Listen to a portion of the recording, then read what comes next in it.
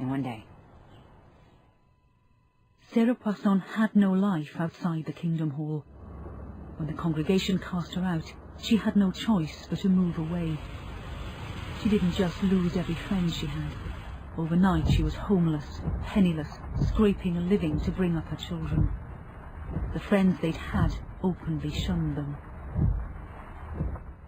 But with the family now free of the church, Holly could finally tell her mother the truth. Her stepfather had abused her too. When he tried to gain access to her younger sister, Holly finally did what the elders hadn't. She walked into the local police station. It was clear to me that it was a life's crossing, a road to cross. Never any doubt in my mind that Holly could do it. It was a tremendous effort on her part, and it smacked of raw courage from beginning to end.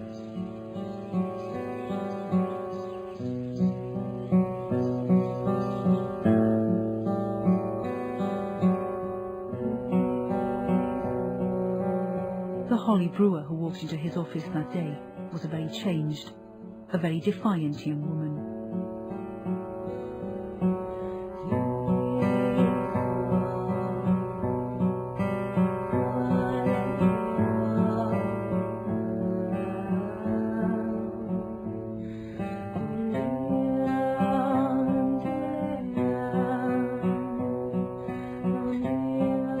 My earliest memory is like about 3 years old. My latest memory is 10 years old. And he gradually worked into being interested in me to full-blown sex, intercourse, over those years. It was a harrowing time. The police took Holly back to the house where the abuse had started.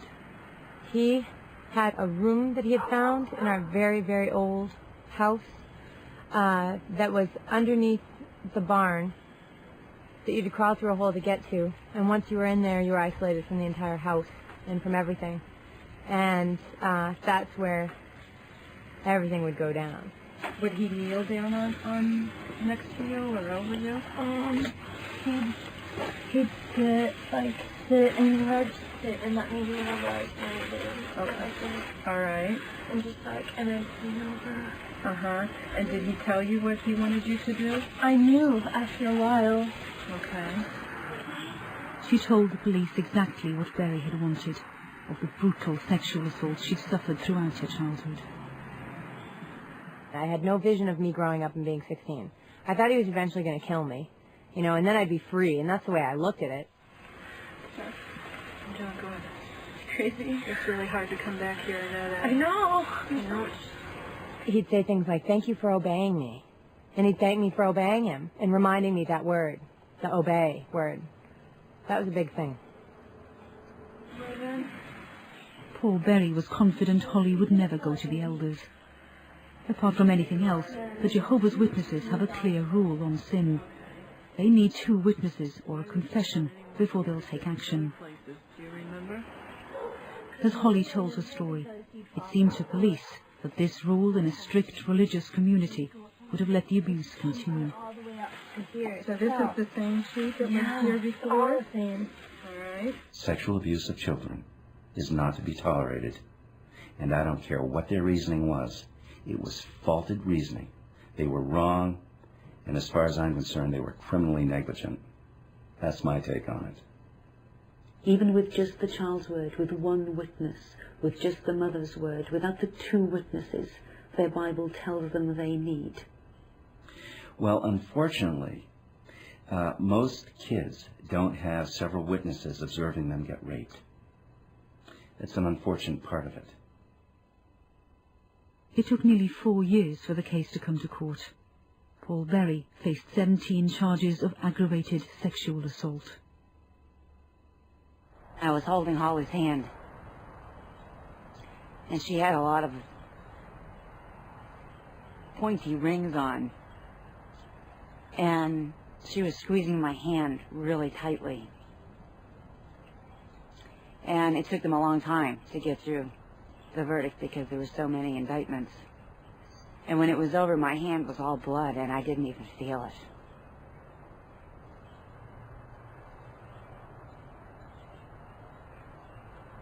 And it was so powerful to be believed.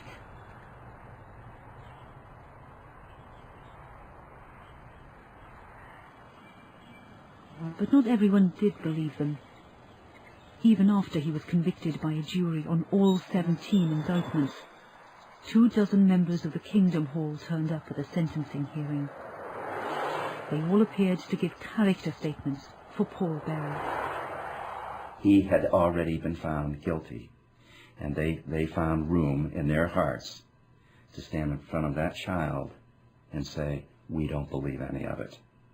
And what they were saying was they didn't believe the child, they didn't believe in the system of justice, they didn't believe the judge, they didn't believe the jury, they didn't believe anyone except themselves.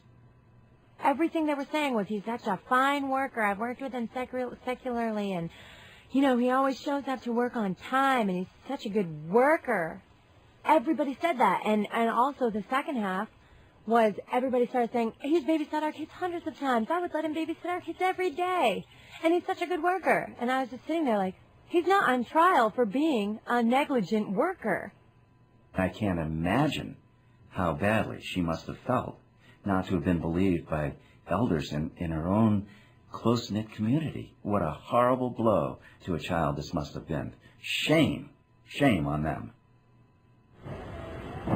But another serious accusation is levelled against Jehovah's Witnesses. In their efforts to cover up abuse, they may even try to frustrate police investigations. In Birmingham, West Midlands police were told of a sexual assault by a Jehovah's Witness on a young boy. They asked local elders for help. They were very reluctant to give up any information towards me. It was an uphill battle, so far as the church was concerned, with me virtually at every turn. They actually said to me, unless I could provide 2 Jehovah's Witnesses who had actually seen the offence, then as far as they were concerned, the offence hadn't taken place. The boy was Simon Brady. He was just 9 when he was abused by a member of this Kingdom Hall. He felt he could tell no one. We're taught if you go to elders, if you want to be believed or you have a complaint about someone, then there has to be more than one of you. There has to be 2 people. There has to be more than one witness, basically. Or, you know, what can I say? They want more than one witness, you know. How have I gone to them, you know? They want to believe me. Statement of Simon Andrew Brady, age 18. I recall that one of the brothers of the congregation, a man known to me as Jaswan Patty, began to take an interest in me. I had been 8 or 9 years old at the time. Simon Brady's parents were going through a divorce. Jaswan Patty offered to help out, take him off his mother's hands. He'd take me for drives after the meetings. He'd take me home from the congregation, you know, give me a lift home. I can remember one occasion he took me to his sister's flat while she was away on holiday. He said we'd go in and we'd check his sister's flat, and he severely sexually abused me, basically. Like, What did he do? It's quite severe, to be honest with you. Like, it was severe. Like, even now to think of it, I don't. You know, it hurts now to talk about it, to be honest with you.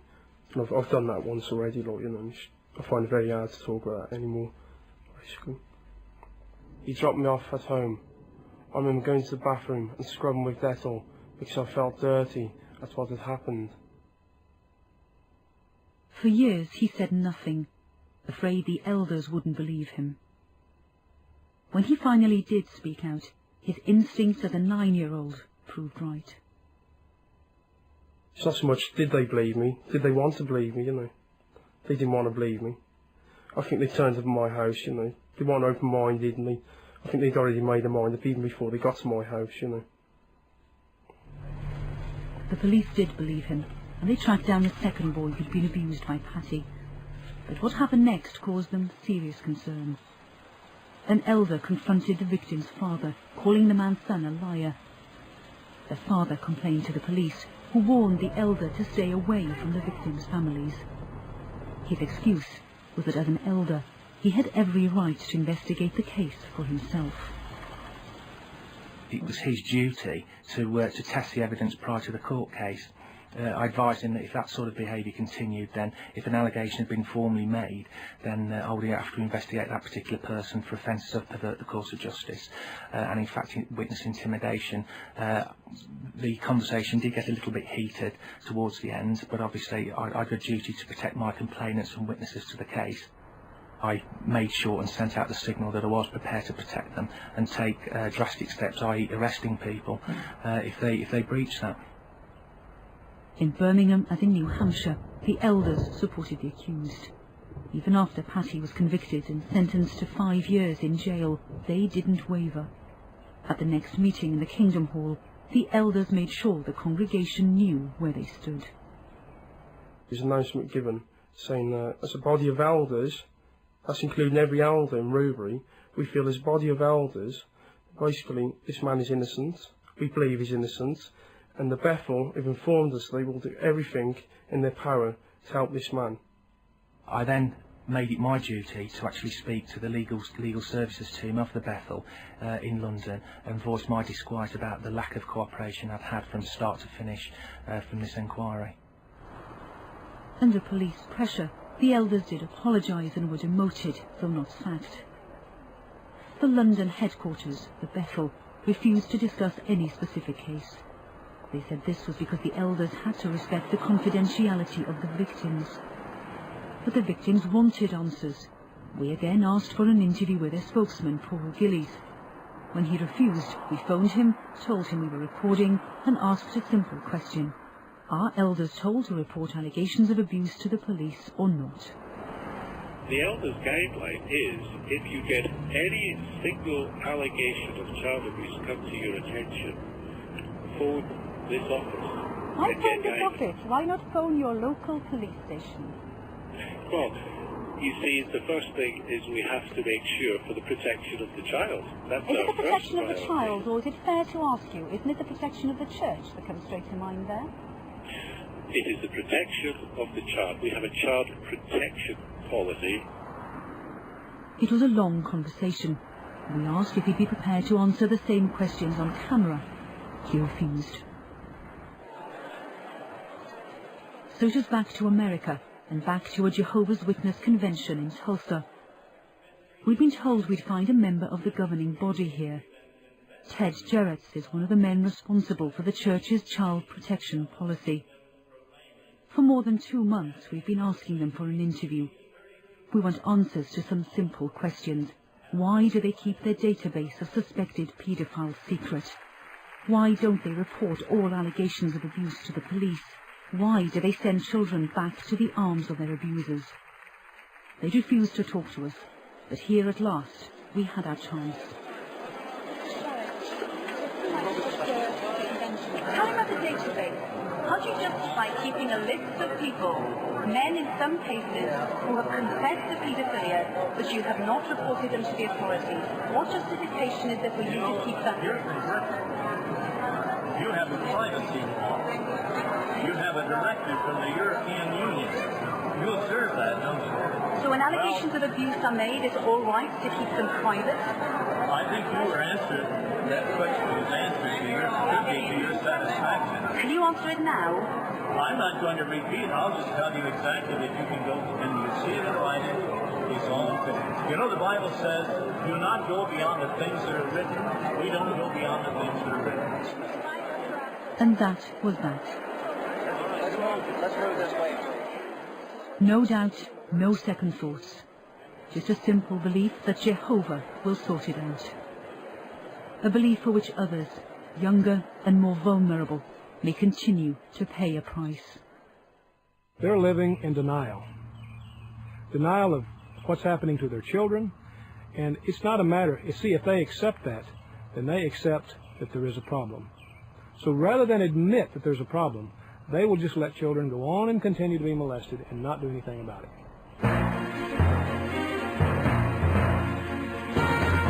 If you want to comment on this programme, you can email us or join us on our website for an online discussion tomorrow at 2 p.m. Or I'll be taking calls with Edwina Curry on Radio 5 Live in a few minutes. Panorama returns in the autumn with a major investigation into corruption in horse racing, which has led to us being banned from almost every racecourse in the country. If you've got stories you think we should investigate, you can contact us through our website.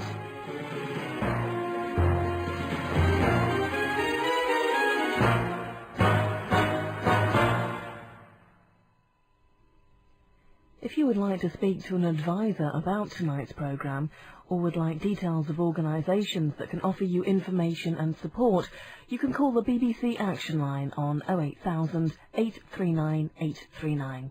All calls are free and confidential.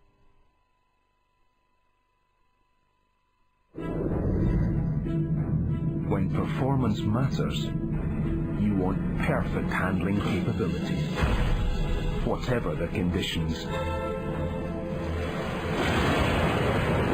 With climate control as standard, get ready for the ultimate driving machine.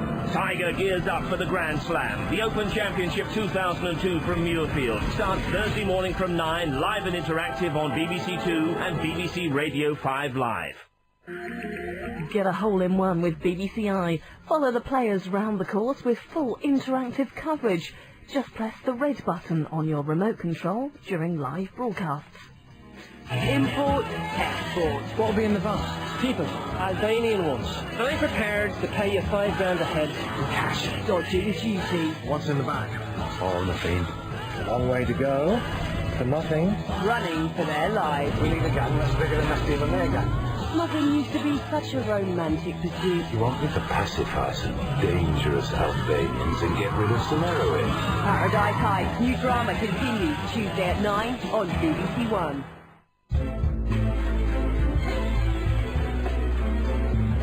Love and Loss in My Antonia. That's film romance here on BBC One at 5 to 1. Now, John Grisham's disturbing thriller, It's a Violent World, witnessed by the client.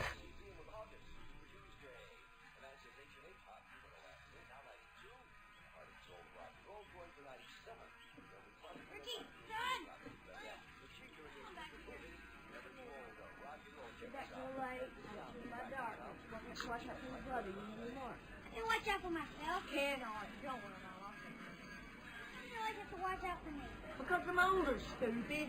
Mom, call me stupid again. Sure. Don't be reading any more of them scary comics. You hear me, Ricky? Whatever. You can't sleep. Shoot, I'm gonna miss my bus. I'm gonna be late again. Get docked for sure. There's you some macaroni and cheese in the cabinet, okay? All right. Got your lunch? Thank you, baby. Keith? Yeah. Exact change.